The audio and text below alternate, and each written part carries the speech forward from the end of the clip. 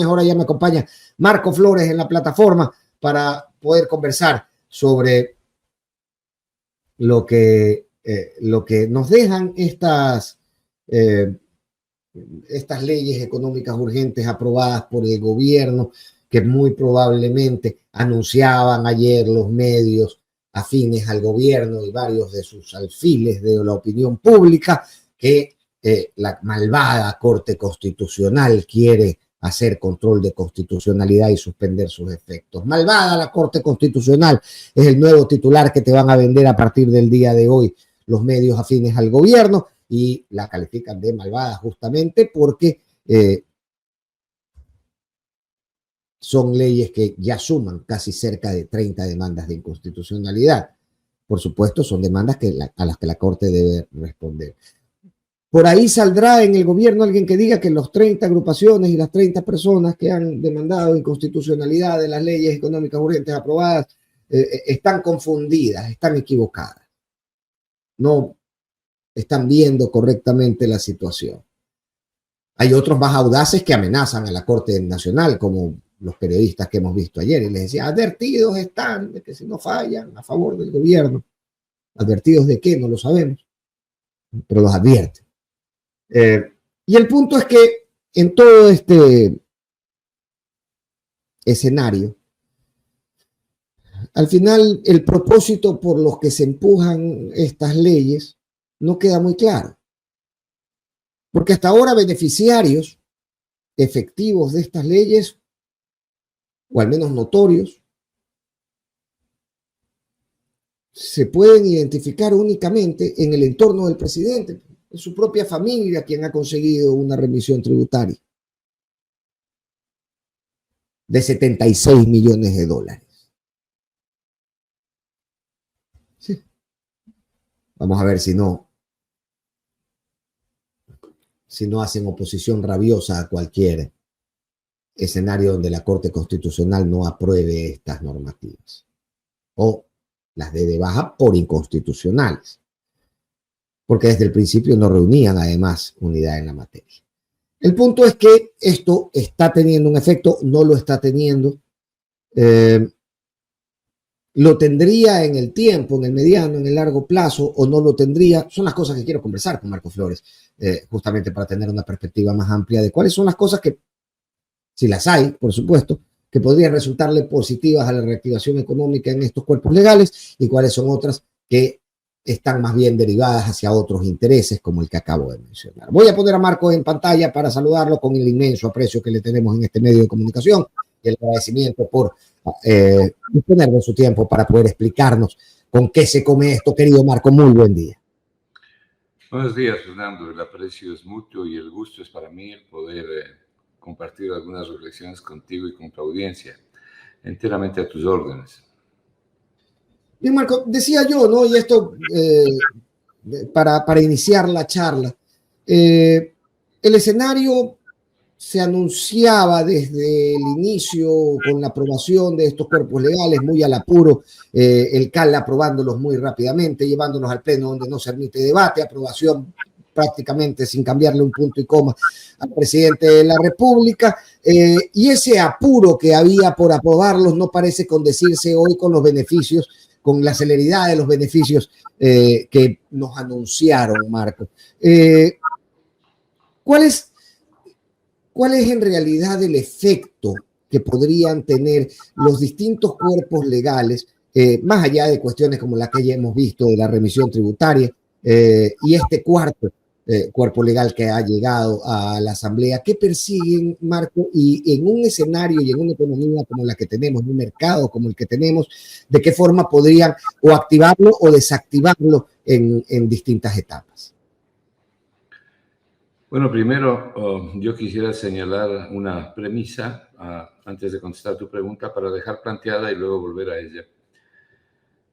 Desde el punto de vista del crecimiento económico y del desarrollo económico, Ecuador no cumple ninguna de las condiciones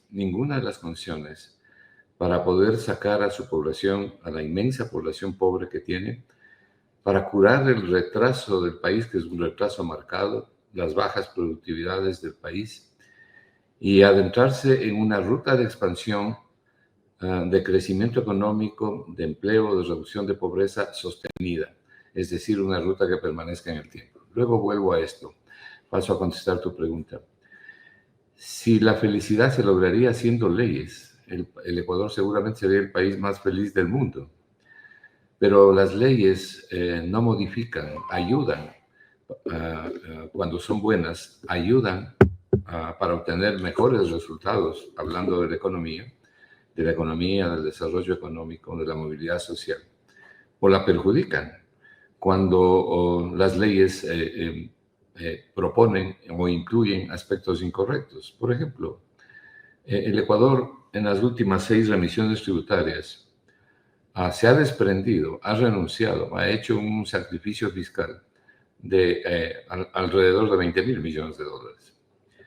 Esta es una locura, ¿no? Si las remisiones tributarias sucesivas le causan un daño enorme al Ecuador, pero además generan un precedente funesto en todas las empresas que cumplen sus obligaciones y que en épocas de recesión o de estancamiento tienen que hacer un enorme esfuerzo para poder cumplir.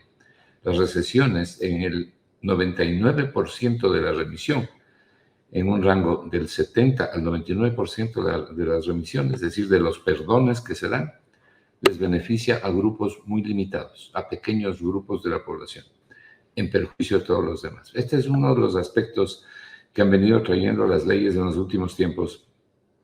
En lo que va de este gobierno se han hecho ya 2 remisiones tributarias. Mira, las últimas leyes que se han aprobado incluyen facultades, por ejemplo, para el Banco Central, para que el Banco Central se endeude por sí solo, prácticamente sin dar cuenta a nadie. Y si eso cae en un mal gobierno, puede generar graves distorsiones en la economía. Ahora último, el gobierno ha enviado una nueva ley que la ha titulado de Control de los Flujos Económicos. Y hay algo que sobresale por lo negativo en eso.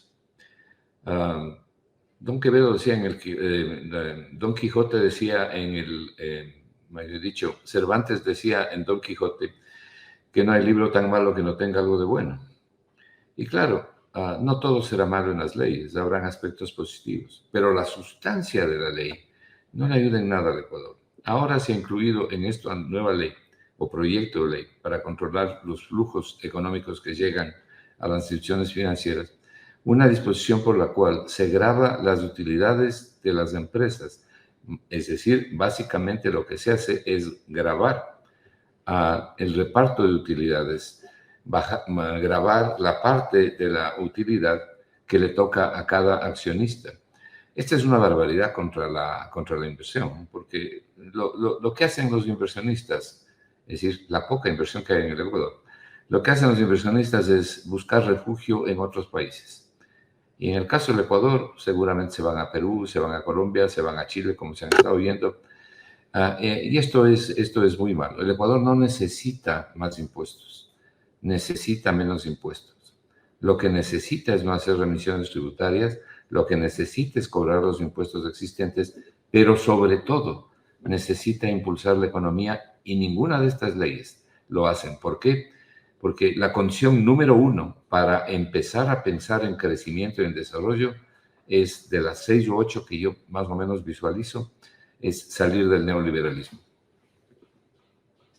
Y parecemos estar cada vez más encadenados a las propuestas del FMI. Ayer conversábamos y decíamos, mira, yo le recordaba a mi invitado el día de ayer que había leído en estos días el razonamiento de que señalar permanentemente al FMI como el culpable de nuestros males le resta responsabilidad a nuestros políticos de obedecer por haber obedecido obsecuentemente cualquier disposición que venga de afuera. Pero el asunto es que estamos lo suficientemente endeudados y queremos endeudarnos más. Se vienen estos nuevos 1.000 millones y parece cada vez más difícil, luce cada vez más difícil sacudirse de esa deuda, Marco. ¿Cuáles son las alternativas que podría procurarse el país para ir saliendo un poco de estas lógicas, más allá de la decisión política que es primordial, ¿no? Pero ¿cuál podría ser un sendero en el que uno diga, ok, Ecuador es libre de tomar sus propias decisiones y no le vienen impuestas por los organismos que le están dando el dinero? Mira, primero yo coincido con tu análisis, coincido plenamente con tu reflexión. Mira, yo creo que las políticas del Fondo Monetario en los últimos 40 años en que el liberalismo ha tomado auge, no le han ayudado a ningún país en el mundo, a ningún país en el mundo. Si alguien sabe cuál es el país al que las políticas del Fondo Monetario, de estos acuerdos que hace con los países llamados de consolidación fiscal, han servido para incrementar el crecimiento económico, para mejorar la calidad de vida de la gente, de la mayoría de la gente, de los pobres, básicamente, y para darles mejores condiciones de vida, mejor calidad de vida, quisiera saber cuál es, porque no hay en el mundo un solo país donde eso haya ocurrido en los últimos 40 años. Lo que sí hay evidencia y contundente es los daños que estas políticas han causado en las economías desde el punto de vista económico y desde el punto de vista social. Sin embargo, yo creo que aquí en el Ecuador, al Fondo Monetario se lo está utilizando como una especie de secante de toda la tinta derramada. Porque, por ejemplo, el Fondo Monetario nunca ha estado, y no creo que estará nunca, de acuerdo con las remisiones tributarias. El Fondo Monetario no creo que esté de acuerdo con que se subsidie a las grandes mineras la energía eléctrica y el diésel. Pero está aquí el Fondo Monetario y entonces se lo pone por delante para que pague sus culpas y las que no son sus culpas. Yo prefiero conversar, y lo he dicho reiteradamente por mi experiencia en el trato con el fondo, prefiero conversar reiteradamente con el Fondo Monetario y no con los neoliberales criollos. El neoliberalismo criollo es realmente letal,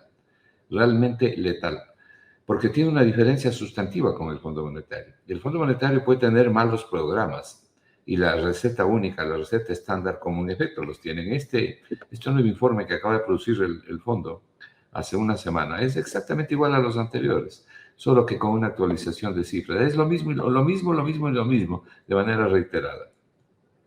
Pero el neoliberalismo criollo se diferencia del Fondo Monetario en que los neoliberales criollos tienen gravísimos intereses en conflicto.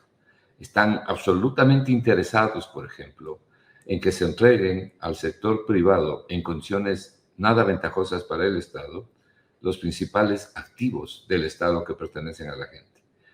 ¿En qué áreas? En las áreas donde está el mayor negocio, pues, telefonía, energía y el oleoducto de crudos pesados.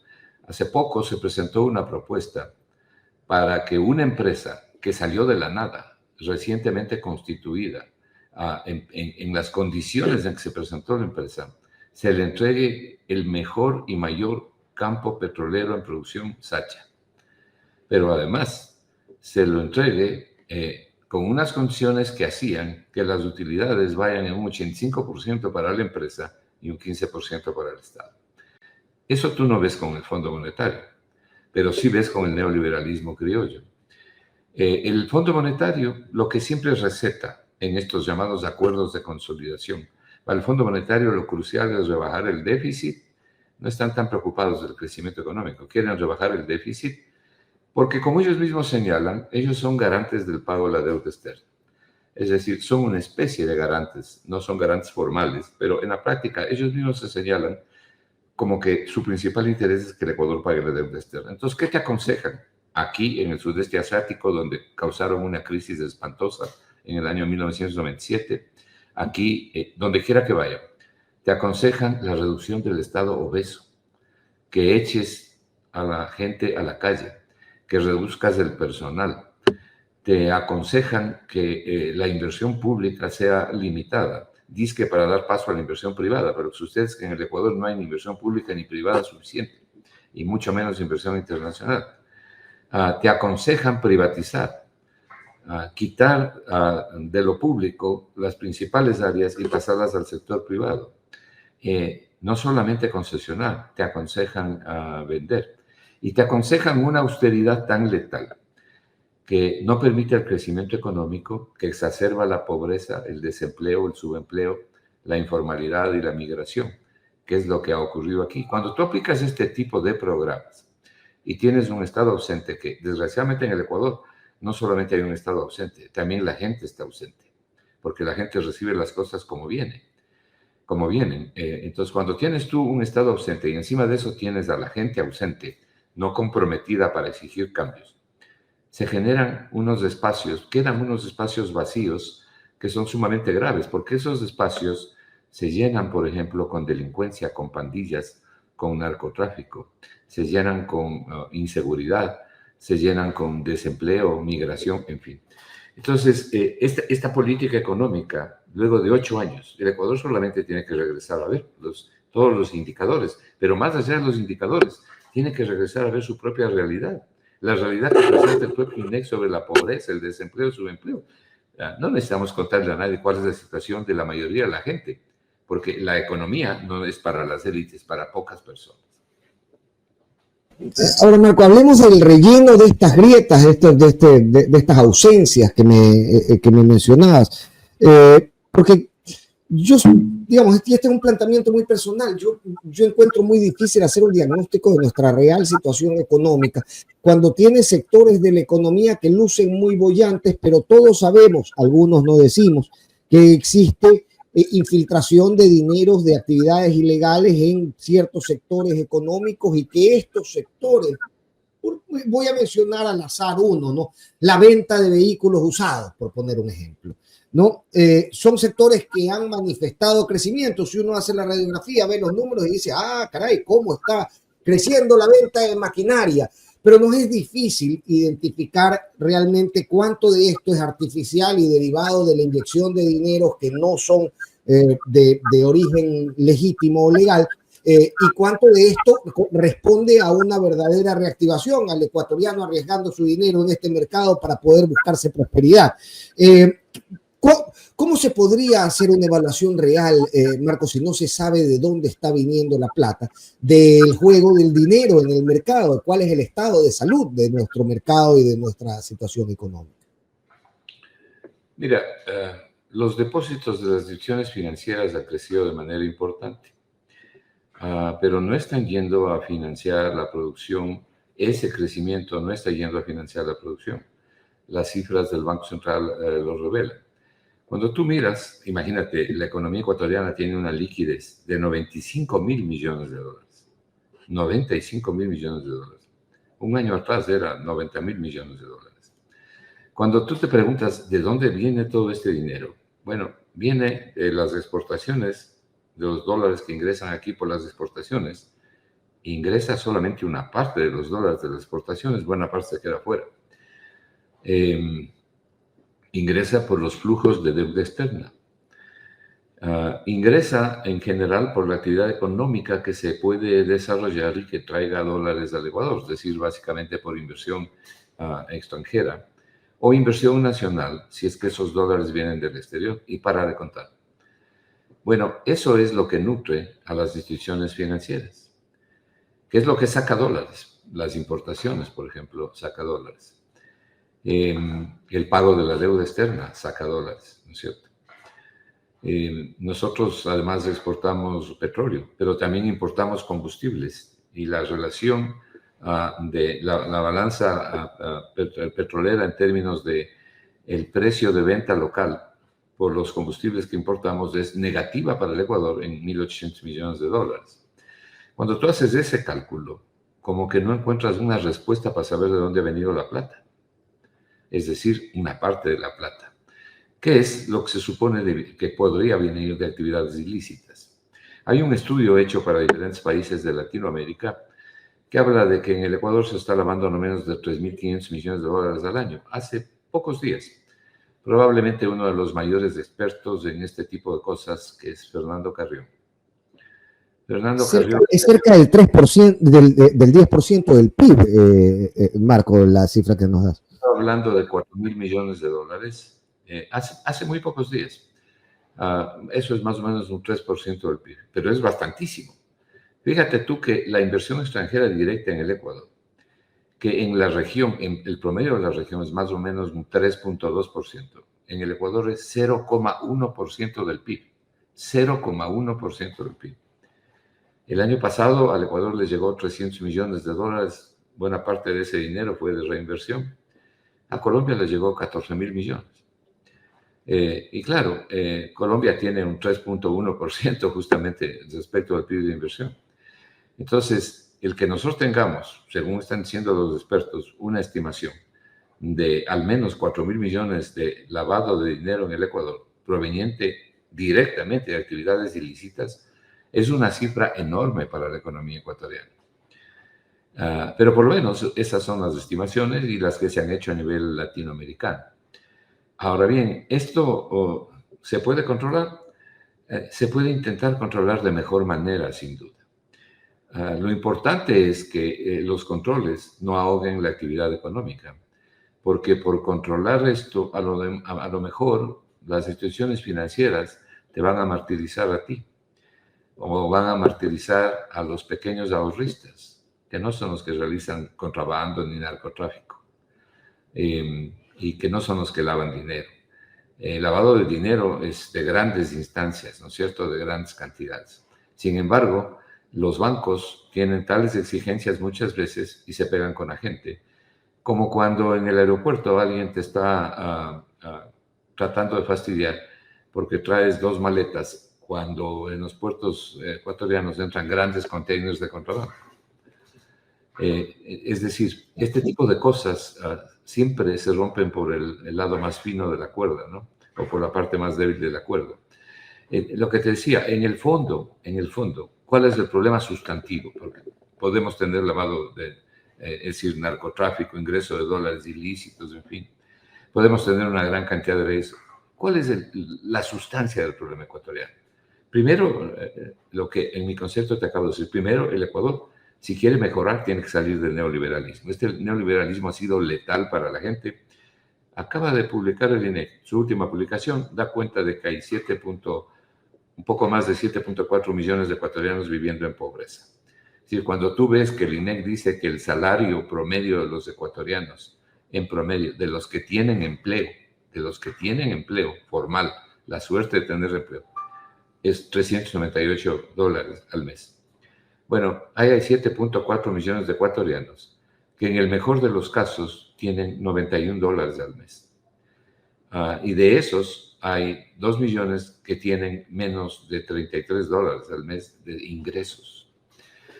El crecimiento económico, ¿para qué te cuento? 0,5% en los últimos 8 años, medio punto del PIB. La tercera parte del crecimiento de la población. Es decir, en la práctica lo que hemos tenido, si el crecimiento de la población fue 1,5% y el PIB creció 0,5%, lo que hemos tenido es un decrecimiento de 1%. El problema es que estas cifras no se distribuyen de manera equitativa. Entonces, ese crecimiento se concentra en la pirámide poblacional mucho más fuerte, mucho más rica, mucho más capacitada, si tú quieres, grandes empresas, grandes empresarios. Y el resto en la situación que se encuentra. Entonces, primero, salir del neoliberalismo. En segundo lugar, yo señalo un aspecto importante, Fernando. ¿Qué es lo que están diciendo los últimos premios Nobel de Economía? Y lo vienen diciendo no solamente ahora último, el año pasado, que les dieron el premio Nobel, sino desde antes. Ellos hicieron un trabajo, un libro que se llama ¿Por qué no progresan los países? Y le dan una trascendencia importante, algo que para mí es crucial. Tú quieres progresar, quieres tener un país que progrese.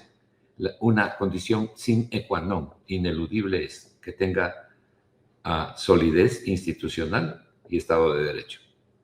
Para que esa solidez institucional y el Estado de Derecho te garanticen, en primer lugar, tu seguridad, tu vida, te garanticen tus derechos, entre esos el de la economía, el derecho al trabajo, te garantice la propiedad privada.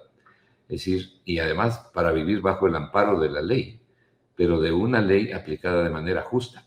Esa institucional y el Estado de Derecho en el Ecuador son muy precarios, como sabemos. Y es una condición en todos los índices de progreso económico de la humanidad. Por ejemplo, el índice de calidad de vida, el índice de crecimiento de los países, el índice de menor desigualdad. Esta es una condición importantísima. Y luego hay unas 4 o 6 condiciones adicionales en un nuevo modelo que debe tener el Ecuador para poder enfrentar esta desgracia enorme que tenemos desde hace 8 años. Marco, pero la institucionalidad también se manifiesta en esfuerzos normativos, ¿no? Y al final es lo que ha venido impulsando el gobierno. Es una cuestión de visión, es una cuestión de intención. ¿Cómo se puede calificar la dirección que está teniendo el gobierno en sus esfuerzos normativos que debemos presuponer que son para garantizar cierta institucionalidad que responda a realidades del mercado, de la economía y del país en general? Bueno, yo no creo que todo lo que hacen los gobiernos y todo lo que hace este gobierno sea malo. Siempre hay cosas positivas. Por ejemplo, yo creo que el gobierno hace intentos por reducir la inseguridad. Si tú quieres por controlar la seguridad, por establecer una mejor seguridad para la gente, para los bienes, para las empresas. Pero eso es absolutamente insuficiente. Está peleando contra un monstruo muy grande. Yo no creo que eso, y el Ecuador no reúne las condiciones para poder vencer en esa pelea. Yo no creo que esa pelea se puede vencer con bases militares, porque ese no ha sido el caso de Colombia con 7 bases militares. Pero sí creo que debe haber en el Ecuador una fuerza internacional conformada por el Ecuador en el centro de esta fuerza, con la bandera del Ecuador en el centro, y a cada lado probablemente 3 países que son los mayores compradores de la droga que sale del Ecuador, para que esa fuerza internacional nos provea a nosotros, porque son parte del problema, ¿no? Son el 50% del problema. Entonces deberían ser parte de la solución. Nos ayuden con inteligencia, con fuerzas de élite, con armamento moderno, con inteligencia para realizar las investigaciones, nos ayuden en este combate. Entonces, yo siempre propuse la creación de este grupo, como lo quieras tú llamar, Grupo por la Paz, Grupo por la Seguridad, como quiera, el nombre que le quieran poner. El Ecuador siempre se especializa en poner nombres especiales. Lo que creo, en definitiva, lo que trato de transmitir, es que solo el Ecuador no avanza. El monstruo es de varias cabezas, es demasiado grande.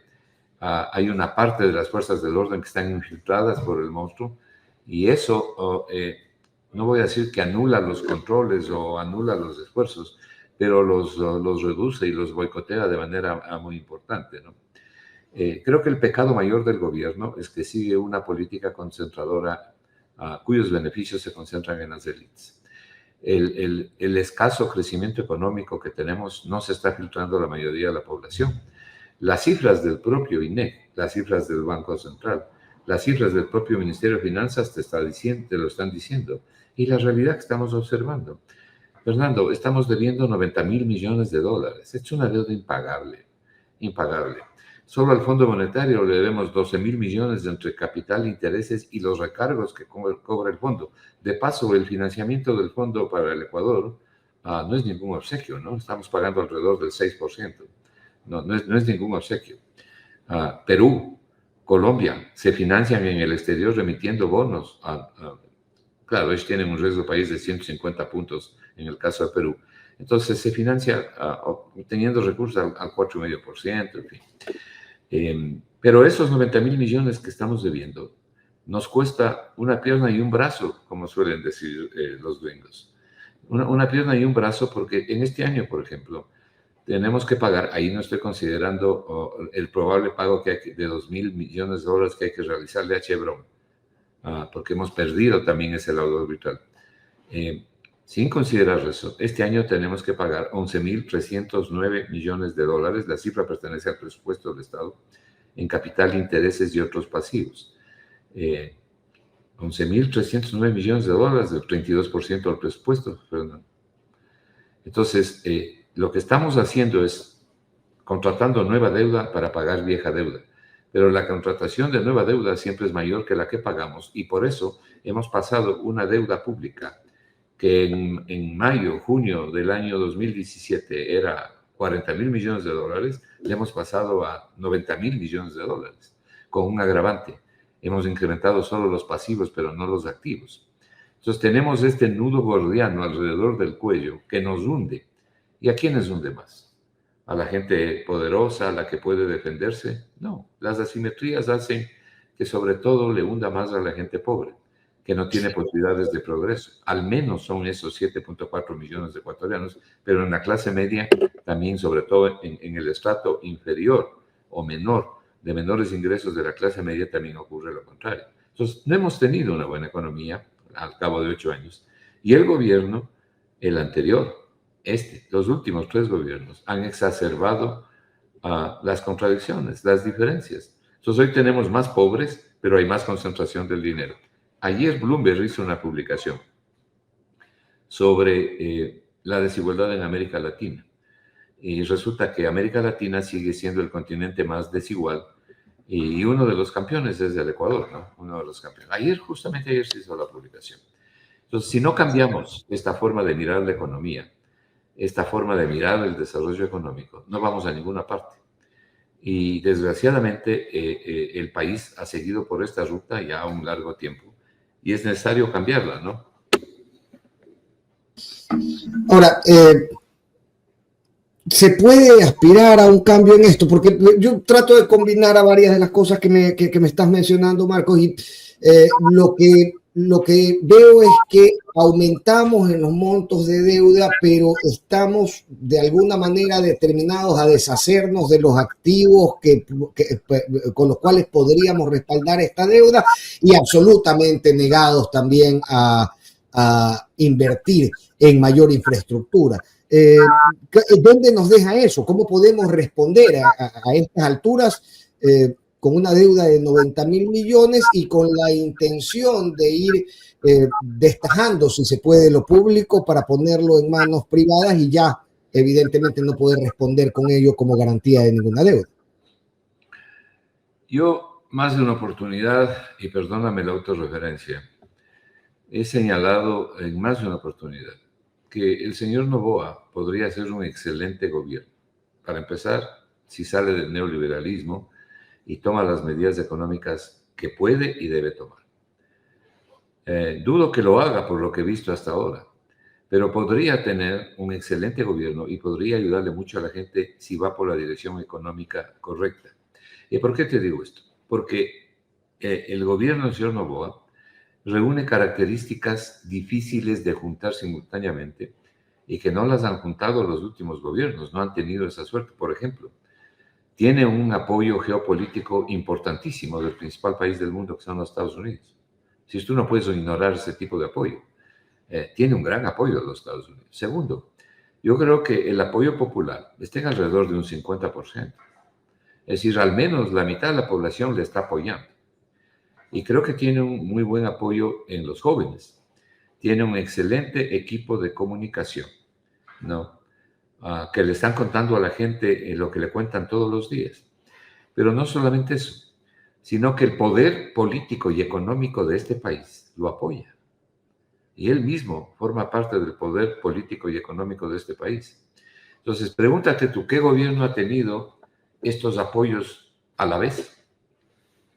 Encima de eso, tiene posibilidades, ha tenido posibilidades de obtener importantes financiamientos en el exterior, incluso ha obtenido garantías para sus financiamientos, para los financiamientos del Ecuador. El inversionista ecuatoriano o los empresarios ecuatorianos, por lo menos los grandes, la mayoría de ellos, lo apoyan. Eso yo no he visto en los últimos gobiernos que no han sido del corte de, ni siquiera en el gobierno de León, ni siquiera en el gobierno de León. Con eso te digo todo. Entonces, está desaprovechando una oportunidad porque lleva adelante una política económica absolutamente incorrecta a mi juicio. Una de las cosas, por ejemplo, que debe hacer es fortalecer la inversión pública. Una de las condiciones fundamentales para entrarse en un proceso de desarrollo económico, no solo de crecimiento económico, es proveer buenos servicios públicos, proveer seguridad, llamar a las mejores mentes de este país a construir un verdadero Estado de Derecho y una verdadera institucionalidad que es crucial. Los servicios públicos son los que mayoritariamente o en la mejor forma ayudan en forma mayoritaria a los pobres. Si no, ¿dónde se van a curar los pobres? ¿Dónde van a educarse los hijos de los pobres? Si el Estado les abandona. Y claro, en el tema de la seguridad, sobre todo en el tema del narcotráfico, que tantas vidas cuesta en el Ecuador, que tantas desgracias cuesta, necesita ayuda internacional, que la puede lograr. Pero los cambios para tener una economía sana no son cortar la inversión pública, todo lo contrario. No hay fuerza más poderosa en la economía, 2000 años de historia económica nos lo enseñan. No hay fuerza más poderosa en la economía para gestionar la crisis que la demanda. y lo que se ha hecho es contraer la demanda. Pero no solamente eso, pues, sino que los programas de consolidación fiscal no ayudan a gestionar la crisis, la profundizan, y por eso tenemos un crecimiento económico miserable, que aparte de miserable se queda en muy pocos grupos, en muy pocos beneficiarios, pero no se filtra la población. Hace mucho tiempo, esta teoría del trickle down, es decir, la teoría del goteo, de que hay que gotear, que hay que privilegiar a los grandes grupos económicos porque ellos van a gotear su riqueza y beneficios al resto. Hace 50 años lo descartó la economía. No existe tal cosa. Fue una de las grandes farsas, ¿no?, a lo largo de la historia de la humanidad. Lo que sí existe es, o lo que los 2000 años de historia económica nos han demostrado, es que para salir de las crisis hay que activar la demanda, que es la que gestiona las crisis. Y aquí estamos haciendo lo contrario. Luego nos pueden decir, bueno, pero el Ecuador no tiene dinero para invertir. Sí, no tiene dinero para invertir porque el Fondo Monetario le exige que literalmente elimine el déficit en un año. Mientras en la Unión Europea y en la zona euro, que tienen fuertes restricciones y controles, se permite un déficit del 3.1% en promedio. En la Unión Europea, el tamaño del Estado es sobre el 50%, está sobre el 50% del PIB. En el Ecuador es 38%. Eso no quiere decir que no haya nada que hacer con el Estado, pero el problema del Estado no es su tamaño. Deben haber sectores donde hay exceso de burocracia o burocracia ineficiente, pero el problema no es su tamaño, el problema es su eficiencia. Hay que mejorar la eficiencia. Y para eso no se logra poniendo a la gente en la calle, poniendo a 5,000 personas en la calle sin ningún análisis previo. Pero además, lo que se requiere para eso son las conocidas auditorías de gestión y de procesos. De gestión para ver cómo están funcionando los funcionarios y de procesos para ver cómo están los trámites, si son muchos o son demasiados, y cortar donde haya que cortar. Pero esas auditorías tienen una condición fundamental. Tienen que ser hechas de manera independiente. No las puede hacer el jefe ni los funcionarios del talento humano del gobierno, porque entonces se destruyen los resultados. Tienen que ser independientes, hechas por empresas expertas en el tema, nacionales o internacionales, y para eso hay apoyo internacional, ¿no? Hay apoyo internacional. Entonces, parte además del endeudamiento que tiene el Ecuador, debe tomarlo para impulsar la inversión pública, porque en este momento, en esta coyuntura, es crucial la inversión pública, y lo que se ha hecho es que se la ha destruido. Entonces, si se dan este cambio de políticas, y hablamos con el fondo y le decimos, mire fondo, yo quiero tener otro tipo de relación con usted, pero no me venga aquí a exigir que yo haga la reducción dramática que usted me está pidiendo en el déficit fiscal, porque esa reducción dramática significa que yo liquido los servicios públicos, liquido la atención de salud a la gente, liquido la educación, la infraestructura básica. En lo que va del año, en infraestructura básica, en obra pública, lo que se han invertido son $80 millones. Imagínate tú. Entonces, y esas son las cifras del presupuesto del Estado. Entonces, tienes que llegar a otro tipo de acuerdos con el fondo. Pero el Ecuador no negocia, el Ecuador lo acepta todo. Ese programa del Fondo Monetario fue hecho en Washington, no fue hecho aquí. Ahí está un importante detalle, porque en esa incapacidad de negociar o falta de voluntad de negociar o debilidad para negociar, se admite la otra idea que me mencionabas anteriormente, mencionabas a la Unión Europea, mencionabas el fortalecimiento de una política regional para poder enfrentar los desafíos del desarrollo y del endeudamiento. ¿Qué tan lejos estamos de eso? Parece una quimera cuando se piensa y cuando se ven los comportamientos de los distintos gobiernos en la región, esto de fortalecernos a través de la unidad, al menos en lo básico, al menos en lo elemental, ¿no? En lo que no responda directamente a la política de tarima, sino que ya bajados de la tarima podamos sentarnos a una mesa y decir, ok, esto que está en el medio no se toca más allá de las posiciones políticas. ¿Es posible eso en Latinoamérica hoy por hoy, Marco, para fortalecernos frente a este tipo de organismos críticos? Pero claro, uno de los ejemplos importantes de lo que usted está señalando ha sido seguramente Uruguay. En su momento también lo ha sido Chile, y lo sigue siendo Chile, ¿no? Y lo sigue siendo Chile. Colombia, con todos sus problemas, no ha dejado de crecer. Paraguay, bueno, hay varios países en Latinoamérica. Mira, el día de anteayer en la noche, un conocido periodista argentino, o sea, en Buenos Aires, Feynman, hizo un análisis y presentó las cifras del gobierno de Milei, como para salir corriendo. El destrozo del tejido social, el incremento de la pobreza, de la miseria, de la indigencia, la situación de la mayoría de familias argentinas. Claro, esto no lo vas a ver en los grandes medios, pero hay algunos que sí. Y este fue un programa en televisión, ¿no? En televisión. Está en las redes sociales, uno lo puede escuchar lo que está diciendo un periodista tan conocido como Feynman, ¿no? Entonces, el neoliberalismo, que en el caso de Argentina, el señor Milei lo ha llevado a donde lo ha llevado, porque el neoliberalismo de él es con motosierra, a patadas, ¿no?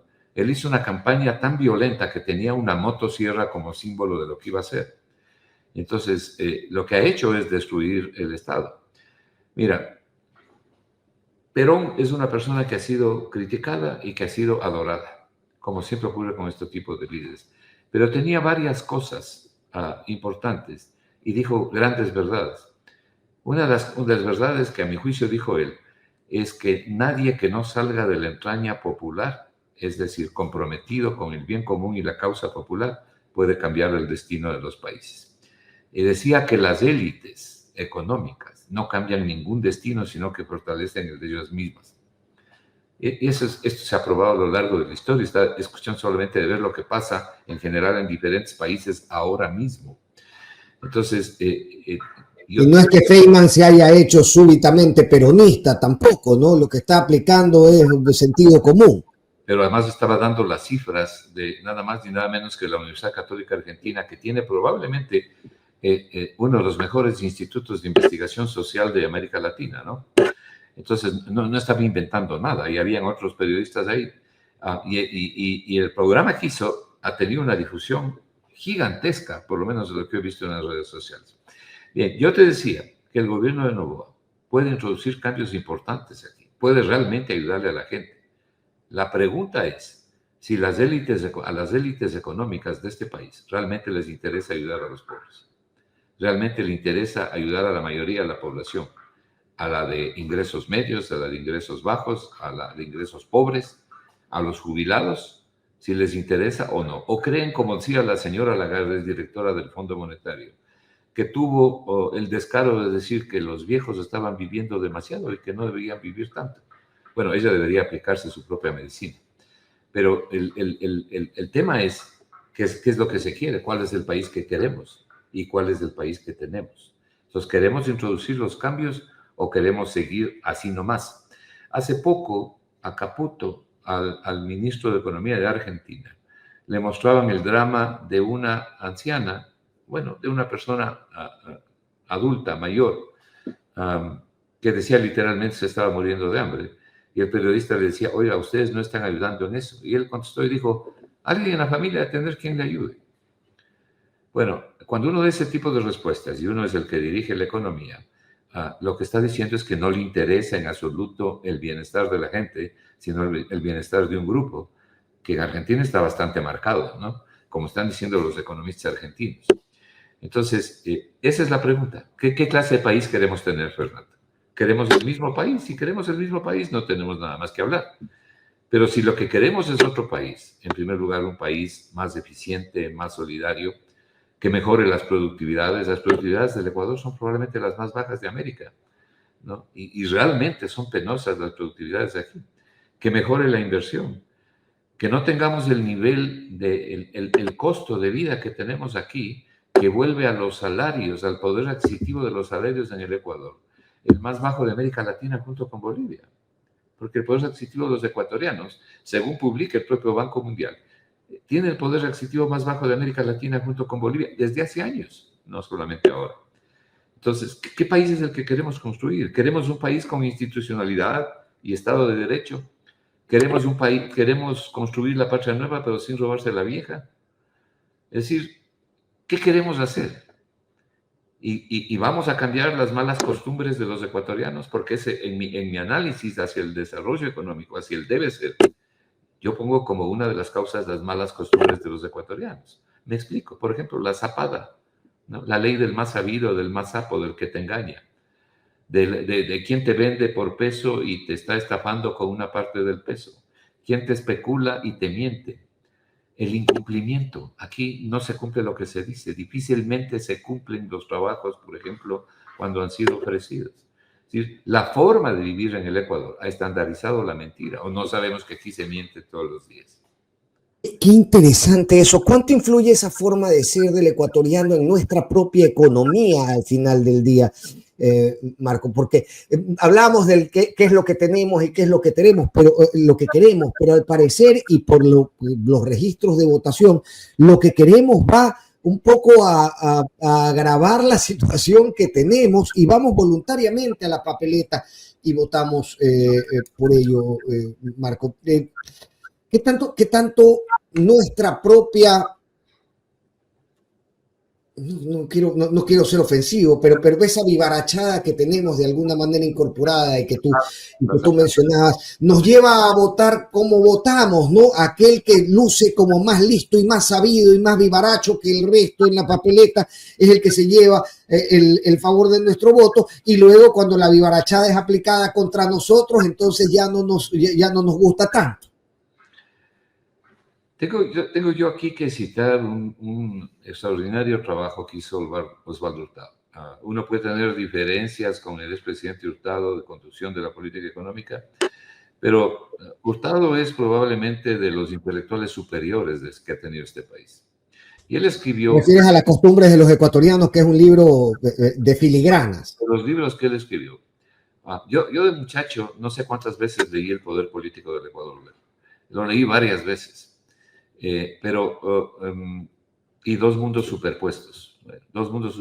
Yo siempre desde joven daba clase en colegios, lo mismo en la universidad, y Dos mundos superpuestos, cuando daba clase gratuitamente, por supuesto, en colegios nocturnos para ayudarle a la gente, para mí era una guía fundamental.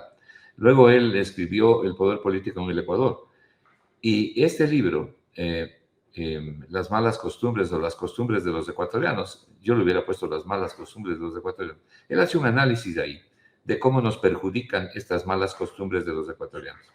Y yo digo, esto es crucial, salir de estas malas costumbres. Tú me preguntas cuánto perjudica esto a la posibilidad de crecimiento económico, de desarrollo económico. Demasiado, demasiado. Nos afecta demasiado. Pero hay algo que ha venido ocurriendo en el Ecuador. Cuando nosotros pensamos en la pobreza, estamos acostumbrados a pensar en la pobreza monetaria. Pero ese es un tipo de pobreza. Hay diferentes formas de medir la pobreza. Entonces decimos, aquí hay personas, 7.4 millones de personas que viven en pobreza multidimensional, 5 millones prácticamente están viviendo con menos de $3, de ahí hay 2 millones que viven con menos de $1.70 al día. Sí, esa es la pobreza monetaria. Pero las ramificaciones de la pobreza son terribles. Por ejemplo, la ignorancia. La ignorancia en el sentido de desconocer. La falta de acceso al conocimiento es brutal en el Ecuador. Brutal. Una enorme cantidad de personas no tienen la menor idea de lo que pasa en el Ecuador. No están enterados ni de los problemas ni de los eventuales beneficios que se puedan tener. No conocen nada. Son las personas a quienes les das una botella de leche y a lo mejor o un frasco de aceite o una libra de arroz y a lo mejor votan por ti. Son las personas a quienes les puedes engañar fácilmente porque no tienen el conocimiento para poder identificar, como dice la Biblia, el trigo de la cizaña, ¿no? Entonces, esas expresiones de la pobreza son variadas. Una de esas es el no acceso al conocimiento. Luego, la situación de la salud de estas personas. Aquí hay enfermedades entre los pobres que han desaparecido hace 50 años en el mundo. Mira lo que ocurre con nuestros niños. ¿Cómo puede ser que las niñas campesinas sean violadas en semejante proporción, casi el 40% antes de los 15 años? ¿Cómo puede ser que no tengamos escuelas para nuestros niños, que no tengamos matrícula para nuestros jóvenes? Estuve revisando, para darte esta cifra al venir a tu programa, estuve revisando cuál es la situación del empleo de los jóvenes. Al menos, son cifras del INEGI, al menos el 60% de los jóvenes son ninis, o sea, ni estudian ni trabajan. ¿Tú crees que eso se arregla? Digo tú en voz alta, porque sé cómo piensas. Pero ¿tú crees que eso se arregla diciéndoles a los empresarios, contraten a los jóvenes, denles pasantías y a ustedes les voy a perdonar impuestos? No sirve para nada. No sirve. Eso sirve cuando tienes una economía creciente, porque nadie contrata a nadie más si no tiene a quien vender lo que produce. Y aquí en el Ecuador no tienes a quien vender un incremento de la producción porque la demanda ha caído por la pérdida brutal de poder adquisitivo. Entonces es el peor negocio que pueden tener los empresarios. Hay que mejorar la economía para que la gente tenga con qué comprar, pues. Porque la gente abarrota los centros comerciales, pero haciendo window shopping, o sea, comprando desde la ventana, ¿no? Y lo que hacen, tú verás, ándate a cualquier centro comercial, y no necesariamente a los centros pelucones, como diría el expresidente Correa. Ándate a cualquier centro comercial. Lo que vas a ver es atestado el patio de comidas. La gente comiendo una hamburguesa o comiendo cualquier cosa. Y el resto están mirando las vitrinas. Este es un país carísimo. Es un país carísimo. Si tú no mejoras el poder adquisitivo real de la gente, el poder adquisitivo real, entonces esa capacidad de demanda está muy restringida. Entonces, ¿cómo mejoras el poder adquisitivo real? Bajando los costos de producción, pues. Porque esta economía tampoco da para seguir aumentando los salarios nominales, pues. Todo tiene un límite en la vida. Entonces, lo que tienes es que reducir impuestos para bajar los costos de producción, reducir todo aquello que está afectando a los costos de producción, comenzando por los impuestos, estructurar mejor la política de subsidios, y favorecer el crecimiento económico. La deuda necesitamos pagar con crecimiento económico, no necesitamos ampliar con nueva deuda todos los años. La inversión pública, mira, aquí se dice que tenemos el Estado obeso, prácticamente que el Estado es un molde de hacer diablos. Bueno, entonces no existirían los países nórdicos, pues. Los países nórdicos que te ofrecen educación gratuita. ¿Y qué nivel de educación? Salud gratuita. ¿Qué nivel de salud? La infraestructura básica, las carreteras parecen una mesa de billar. ¿Sí? Y la gente vive feliz. ¿Por qué? Porque tiene resuelta la vida. Tiene resuelta los principales problemas de la vida. Educar a sus hijos, tener seguridad, tener buena calidad de vida, buena comida, cuidar la naturaleza. ¿Y qué pasa con el resto de países como en el Ecuador? Ellos fueron por el lado del camino del bienestar. Nosotros hemos destruido el estado del bienestar. Y lo que hacemos es generar unas políticas económicas de concentración, no solo económica, sino política en las élites. Y las élites no hacen los cambios económicos de la humanidad. No, las élites no son las que llevan adelante este tipo de procesos, ¿no? Por eso es que yo dudo que a las élites les interese los pobres, ¿no? De hecho, los neoliberales dicen que son efectos colaterales inevitables. Así se refieren a la pobreza cuando aplican sus programas, y ven a la gente que se está muriendo porque no pudiste pagar las diálisis o no pudiste hacerle los giros a Solca, y la gente con enfermedades catastróficas se muere nomás. Entonces, a eso ellos llaman efectos colaterales inevitables. Qué doloroso, qué doloroso. Estamos hablando de vidas de la gente. Y ahora, hace momentos también hablábamos del llamar daño colateral o efecto colateral o muerte colateral a personas que no tenían ningún tipo de vinculación con la banda criminal y reciben descargas de municiones enteras. Muerte de niños, ¿no? Muerte de niños por asesinato, por bala. Colaterales, y es un niño de 5 años, ¿no? Entonces, no es colateral, es la manifestación de un grave problema social que debería ser atendido de otra forma, como lo que mencionabas también de los jóvenes, ¿no? Les das pasantías por 3 meses y luego los sueltas a esos muchachos en un mercado laboral que no tiene espacio para ellos. ¿Qué es lo que esperamos que hagan?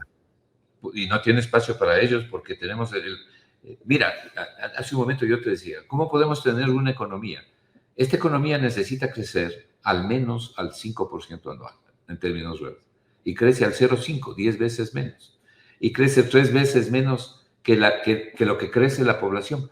¿Cómo queremos tener una población saludable, una población segura, una población con acceso a buenos servicios, si el Estado está ausente? Y si encima de eso la gente también está ausente. porque se ha despreocupado de todo esto y recibe nomás las cosas como vienen. Bueno, entonces no mejoramos. De ahí es que yo levanto esta pregunta, Fernando, que para mí es crucial. Es una pregunta a los hombres y mujeres de este país. ¿Qué clase de país es el que quieren tener? ¿Este país quieren tener o quieren tener otro país? Si quieren tener otro país, entonces hay que cambiar, pues. Hay que cambiar la dirección de la política económica, hay que cambiar las estructuras del Estado, que se lo puede hacer. El Ecuador tiene gente inteligente, capaz, que puede ayudar en todos estos propósitos.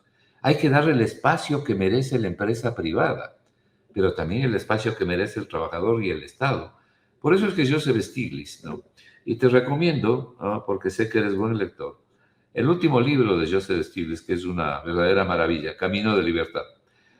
Bueno, No lo tengo. Tengo aquí, de hecho, sobre el escritorio Comercio Justo para Todos, que ya estoy por terminarlo, pero no tengo el nuevo. Lo voy a buscar, el último. Hay en el Ecuador y hay en español. Bueno,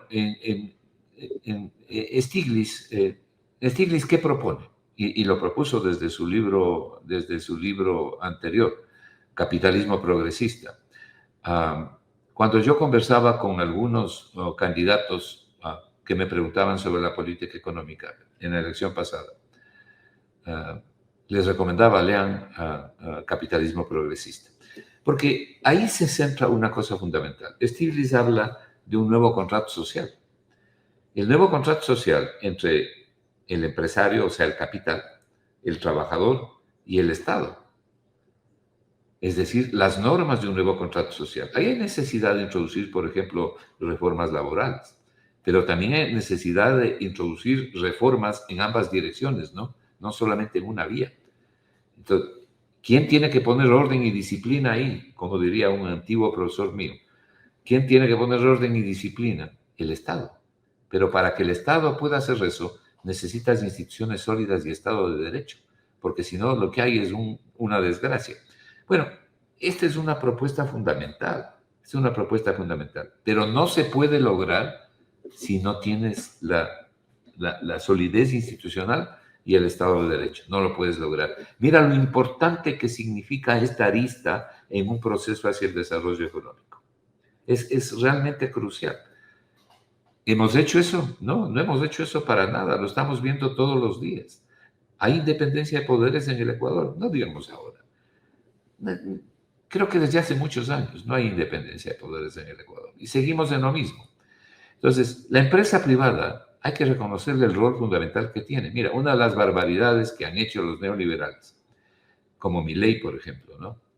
Milei es un tipo trastornado en mi concepto, ¿no? Y como le acaba de decir Joseph Stiglitz, dice que la nueva crisis en Argentina es solo cuestión de tiempo. Acaba de hacer una entrevista a Stiglitz hace menos de 4 días. Bueno, él pone en boca de Keynes, al igual que otros neoliberales, en boca de John Maynard Keynes, gracias a quien el mundo salió de la Gran Depresión, o gracias a sus políticas y a sus ideas. Pone en boca de Keynes cosas que Keynes nunca dijo. Entonces le dice que Keynes era un estatista. Y los neoliberales, unos por mala fe, otros por ignorancia y unos terceros por una combinación de las dos cosas, ponen en boca de él cosas que nunca dijo. Keynes decía que la empresa privada, el mercado es fundamental. Decía, al mercado no hay que eliminarlo, hay que regularlo. Decía. Obvio, porque si no, el pez gordo se come al más pequeño. Ejemplo, tú tienes aquí 24 bancos en el Ecuador. Bueno, 23 porque uno se fue, ya no existe. Ok, tienes 23 bancos. Y más del 70% de los depósitos, de los créditos y sobre el 80% de las utilidades están concentradas en 5 bancos. Ese es un mercado absolutamente oligopólico.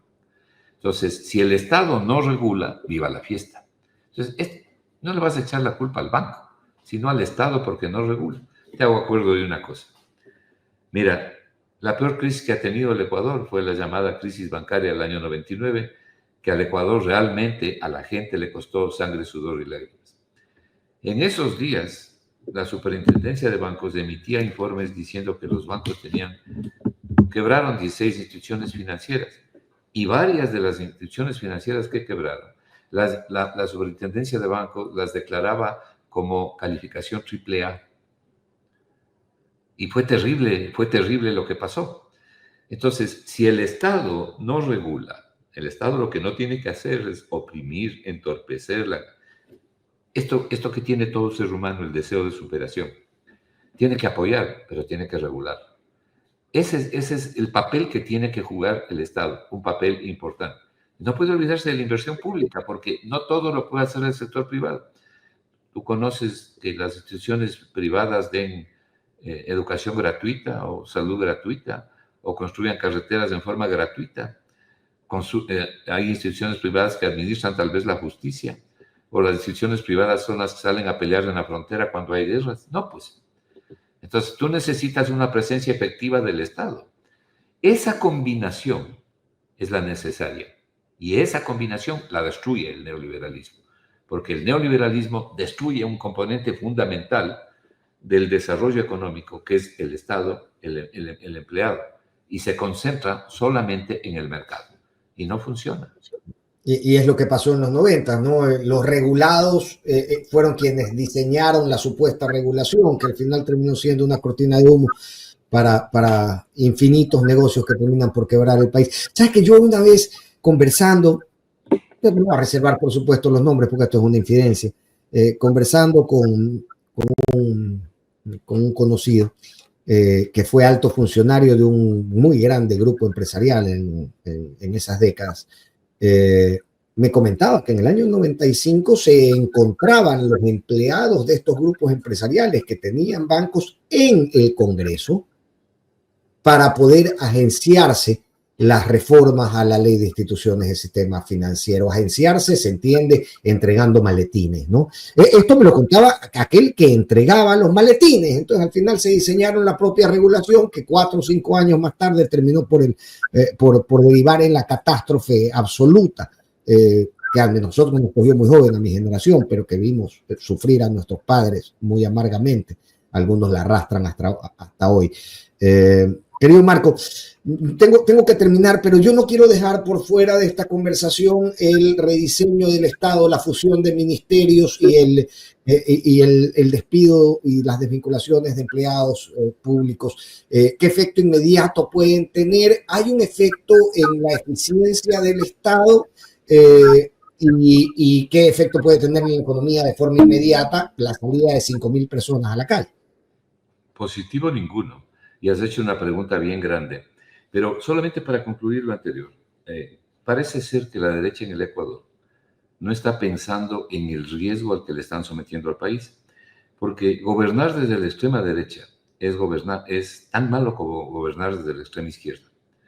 Esta extrema izquierda inútil, abusiva, que destruye las posibilidades de progreso, igual que la extrema derecha. Y entonces digo, parece que no están alertas de que algún momento esto termina y entonces funciona este tema del péndulo y nos vamos al otro extremo. Y el otro extremo tampoco es bueno.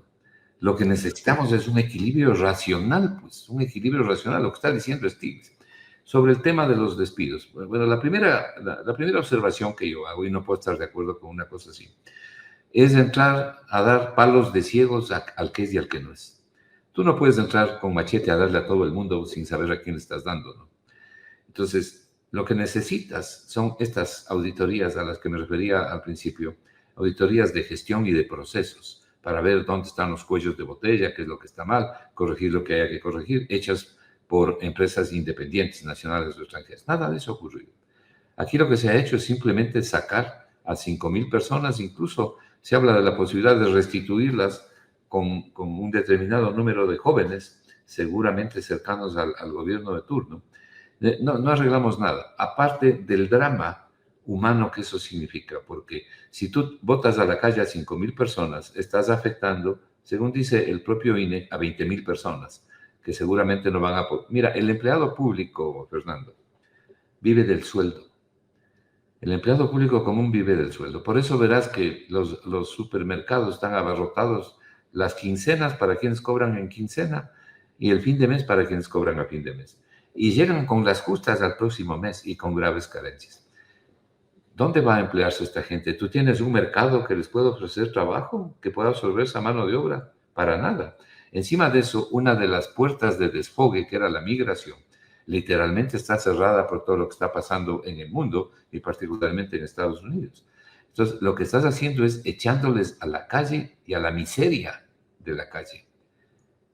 No será nada difícil que un porcentaje de esa población se vaya por mal camino.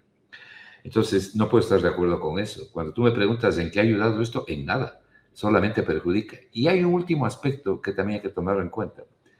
Tú lo que necesitas es fortalecer la demanda, no destruirla. Esto lo único que hace es profundizar el estancamiento de la demanda, porque menos consumidores en definitiva. Y cuando tú escuchas a neoliberales de tu ciudad que salen y dicen sin ninguna vergüenza que aquí no hay que sacar a 5,000 servidores públicos, sino a 50,000. Bueno, quiere decir que hemos llegado a un nivel tan grotesco de entender la vida y la economía y el desarrollo social y la movilidad social, a un nivel tan grotesco que no merece sino rechazar semejante impresentable posición. Entonces, yo creo que el Estado tiene que modernizarse, tiene que ser más eficiente y hay formas para lograr eso. Me refería a lo largo de la entrevista a lo que se puede hacer, pero que tú vengas así nomás, sin previo aviso, y votes a la gente. Mira, estuve conversando con probablemente uno de los mejores técnicos petroleros que tiene el país. Y me decía muy preocupado, y es un hombre que está retirado, está más allá del bien y el mal, ¿no? Vive en el exterior, y me decía que de lo que él conoce, se han sacado como a 140, no me acuerdo si me dijo 140 o 150 técnicos de Petroecuador de alta calificación, de alto entrenamiento. Y que seguramente ahora lo que va a pasar es que el manejo de los pozos petroleros, que también le escuché decir a David Almeida, van a tener que manejar 2 en vez de 1, es decir, 2 pozos en lugar de 1. Es decir, las posibilidades de un ejercicio técnico eficiente se disminuyen, pero estás votando a gente. No votes nunca al verdadero capital humano de tu empresa. Cuando hagas cualquier cambio en tu empresa, resérvate el mejor capital humano.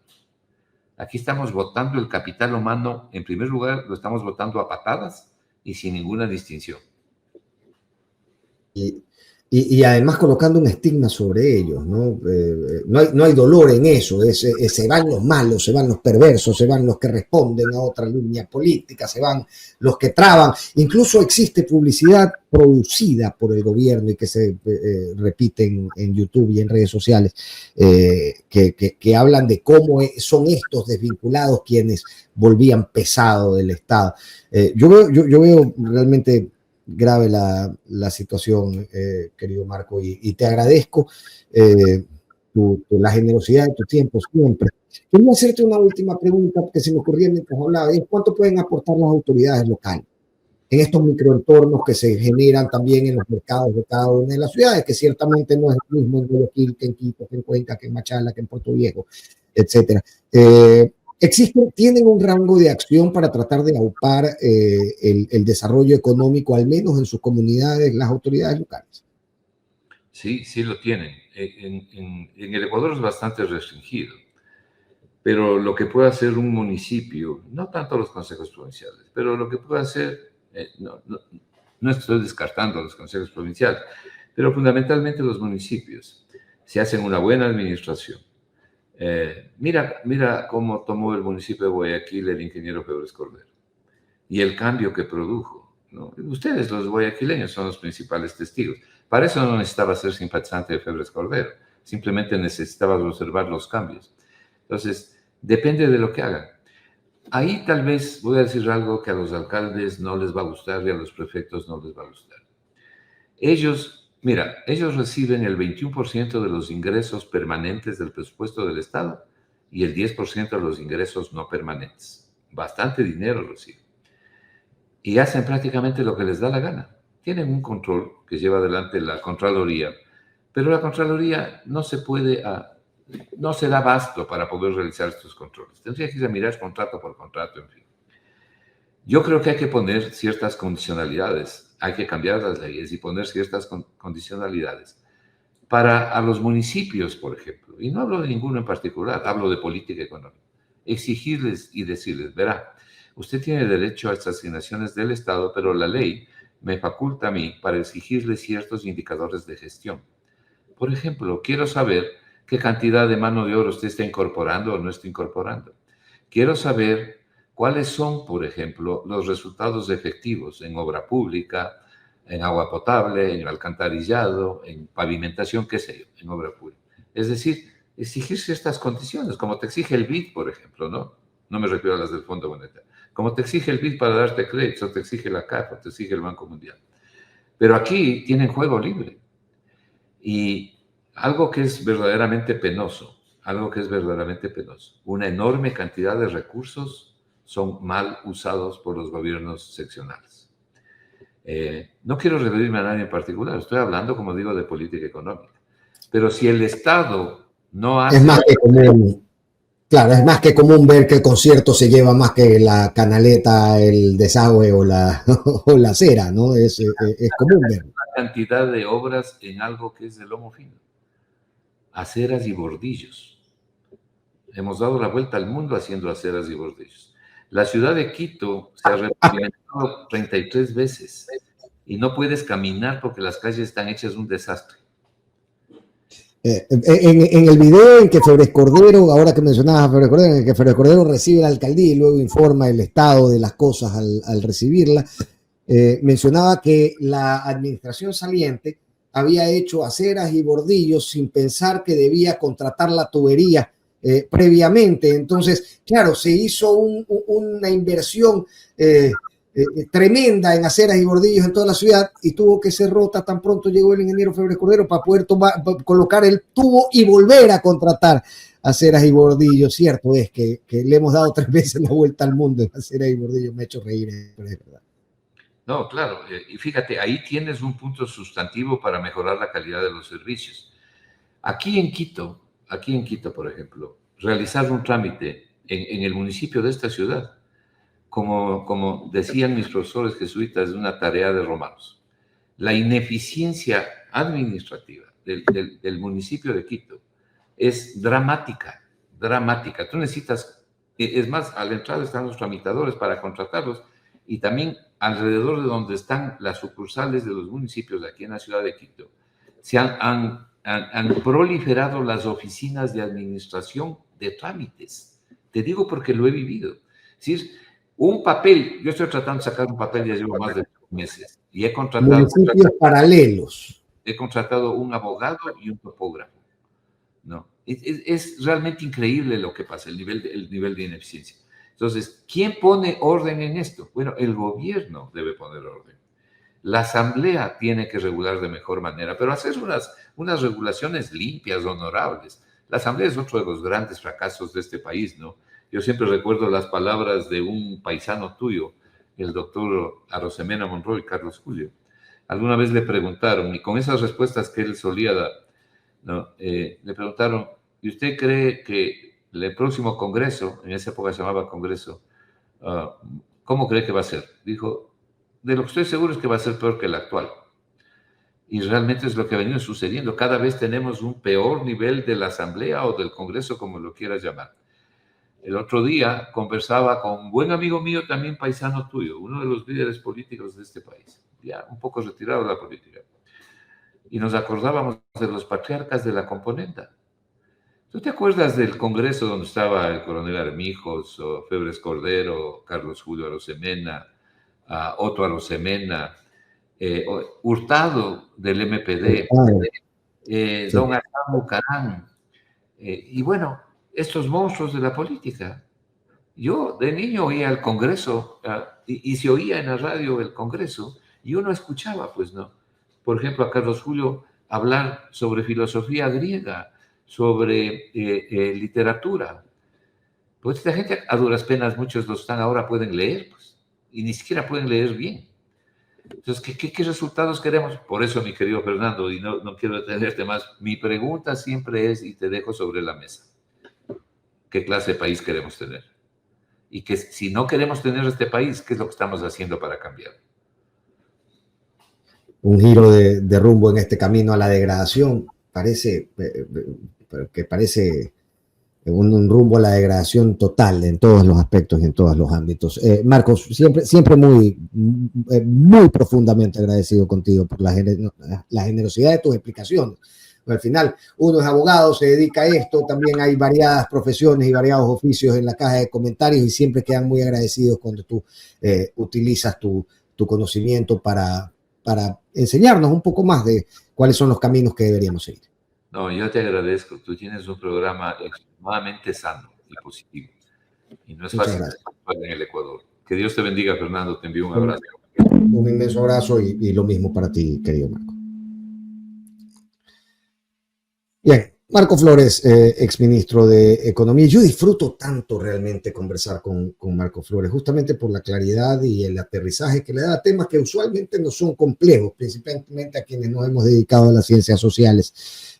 Importante siempre tener claro dónde estamos para saber hacia dónde debemos dirigirnos, corregir el rumbo si es que es necesario, que es lo que decía Marcos, este rumbo de degradación de lo social que se manifiesta de lo social, de lo público, de la identidad, si se puede, que se manifiesta en tantas aristas y en tantos escenarios en el país.